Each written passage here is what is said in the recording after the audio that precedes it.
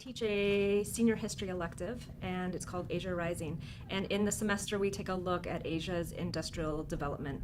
It's primarily focused on East Asia, Japan, Korea, China.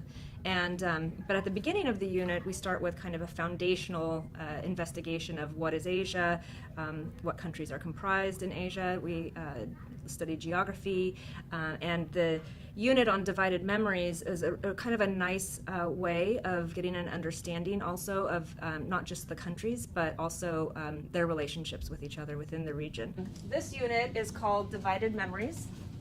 And I think I mentioned to you that we're going to compare history textbooks in several East Asian countries. What I'd like for you to do is to get together in these different tables. Group 1, Group 2, Group 3 over here. And I'm going to give you a little worksheet to fill out. And each of the groups will have a historical topic, okay? And then you're each going to get a packet that has excerpts from these different countries and how they actually represent that historical topic. And I want you to pick a country, and then you're going to fill out this form and share different examples.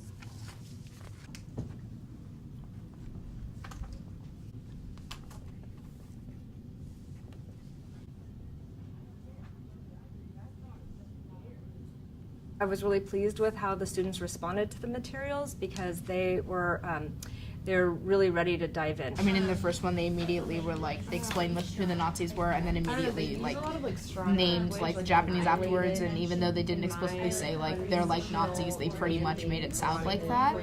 And they were also very descriptive, which got very emotional and uncomfortable to read because it was just so it definitely made you be oh my god, how could the Japanese do that? I feel so bad for the Chinese. So it really kind of made you side with China. It seemed like they were taking definitive responsibility for the war. They said there was a pro-war government that moved 100,000 troops up to the border after armistice was signed. But they only ever really mentioned Nanjing as a military objective, and quickly glazed over the fact that 200,000 people were killed.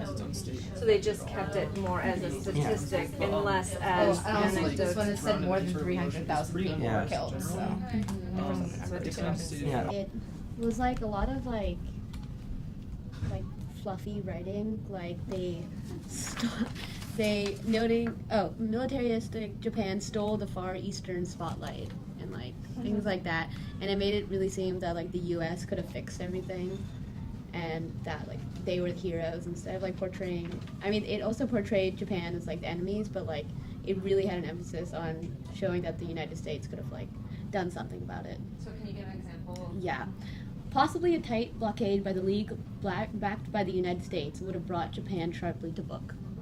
So this is literally the theater of war, yeah. Right? And who enters upon the stage makes a difference then, right? How Hollywood of us to portray it that way. Good. Any other observations? China was really interesting with it because China actually gave a ton of Japanese sources. It gave entire paragraphs. Most of what I read was the Japanese trying to defend the attack. But the source that they took, at least the first one, was from a book that is widely believed to be forged. I think approaching a text and having those bases of comparison were really helpful. And so I was really impressed with their ability to look critically at the historical narrative and looking at statistics and numbers as well as terminology.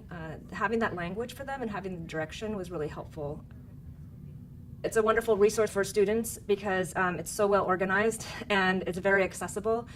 It's great for teachers because the instructions are just meticulously outlined and the resources are rich and varied. I also liked the way that they were even looking at the passive construction of sentences to deflect responsibility or the specific mention of names to assign responsibility. So it was a wonderful exercise for them to actually put side by side these different texts that as students, I presume, they're used to seeing as authoritative and accurate, and seeing the variation and being able to question what really happened and how it's translated through the lens of a national agenda.